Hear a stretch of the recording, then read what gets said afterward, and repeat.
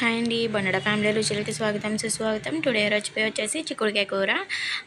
ఉల్లిపాయలు, టమాటా ముక్కలు కోసుకుని పెట్టుకున్నానండి. అలాగే తాలింపు చూద్దాము. ఆవాలు, మినపప్పు, పచ్చెనపప్పు, అలాగే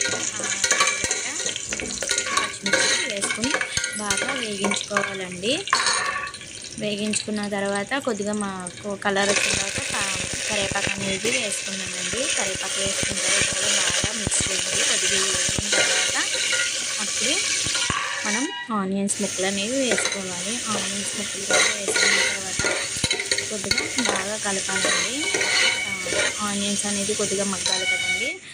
ఆనియన్స్ మగ్గిన తర్వాత టమాటా ముక్కలు కూడా వేసుకొని టమాటా ముక్కలు కూడా మగ్గించుకోవాలండి. టమాటా ముక్కలు కూడా మగ్గిన తర్వాత కొద్దిగా పసుపునైతే వేసుకుందామండి. ఈ పసుపును కూడా వేసిన తర్వాత బాగా మిక్స్ చేయండి. చేసిన తర్వాత ఇప్పుడు ఇందులో తగినంత వాటర్ అయితే పోసుకుందామండి.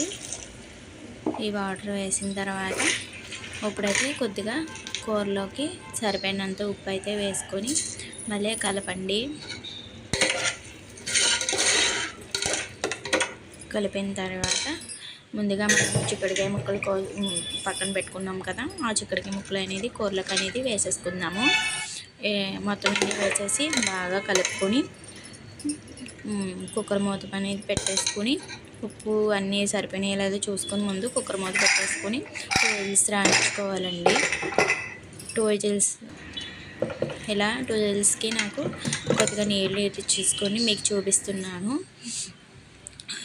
చాలా బాగుంటుందండి. Thank you for watching. అలాగే ప్లీజ్ సబ్స్క్రైబ్ మై ఛానల్.